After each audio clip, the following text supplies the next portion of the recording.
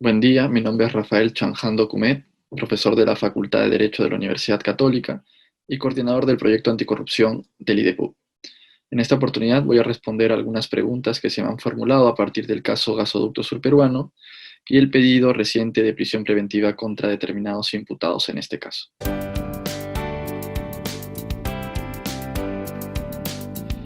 Pues bien, lo primero que hay que tomar en cuenta es que la prisión preventiva es una medida de coerción personal.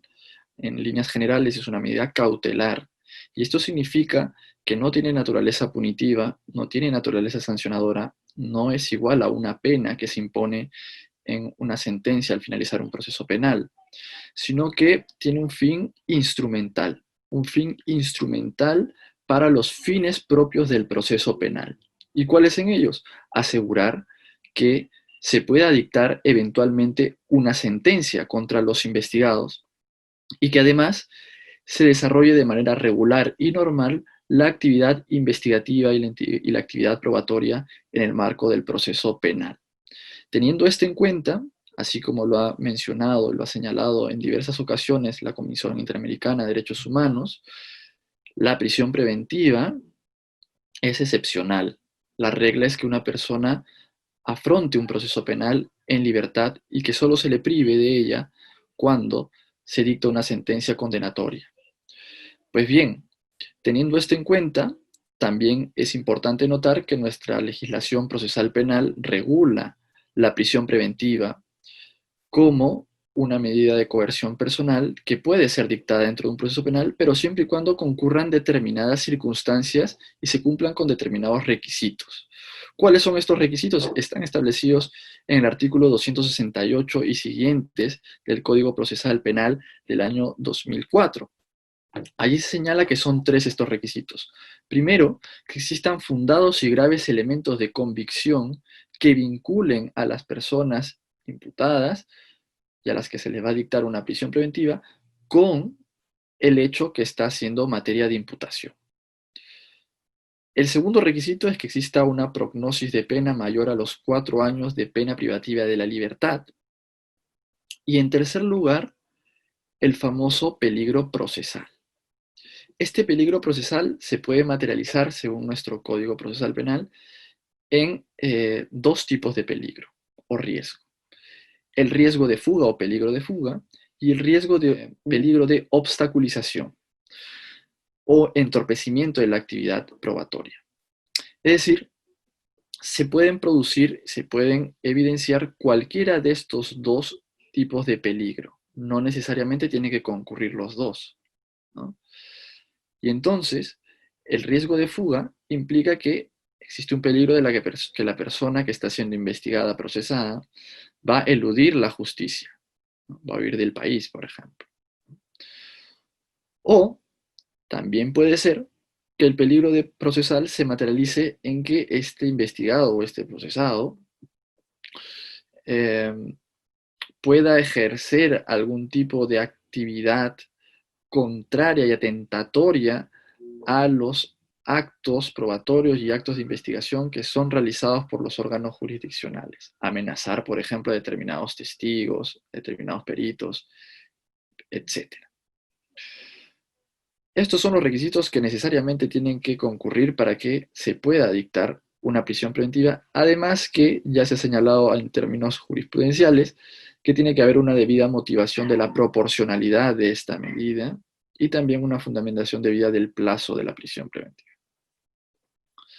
Estos son entonces los requisitos para que se pueda dictar. Se me pregunta ahora respecto del caso concreto que nos aborda sobre la resolución que denegó la prisión preventiva contra la señora Nadine Heredia, a partir de considerar de que no existían fundados y graves elementos de convicción.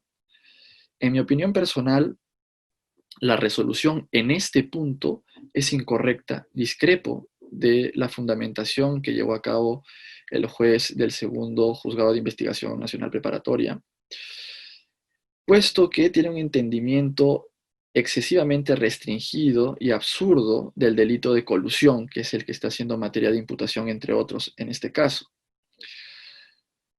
Es una argumentación que exige, de manera equivocada, que se llegue a probar circunstancias de tiempo, lugar y modo del acuerdo ilícito en la colusión. Esta argumentación, en términos prácticos, terminaría de vaciar de contenido al delito de colusión y hacerlo en la práctica inaplicable, puesto que es sabido que los acuerdos subrepticios que se dan en contexto de contratación entre un funcionario y una empresa postora, por ejemplo, casi siempre van a tener una característica de clandestinidad, ¿no? Es decir, existe un pacto de silencio, de tal manera que es muy difícil, salvo que se tenga una grabación, un video o un documento firmado, que es improbable de que exista, de que ha existido un acuerdo entre un privado y un funcionario público. Por eso es que nuestra jurisprudencia mayoritaria y también la doctrina ha establecido que el delito de colusión se puede probar de manera indiciaria, ¿no? Puedo mencionar, por ejemplo, la casación 673-2018, el recurso de nulidad 1590 de 2005, así como otras resoluciones judiciales en las que han dejado claramente establecido que no se requiere una exigencia de probar un modo, un tiempo, el lugar exacto en el cual se llevó a cabo un acuerdo ilícito. En este caso concreto, desde mi punto de vista, existían una pluralidad de indicios, irregularidades administrativas, declaraciones, aspirantes a colaboradores eficaces, testigos, que daban cuenta de una actuación interesada y parcializada para beneficiar a determinado postor en este proceso de licitación.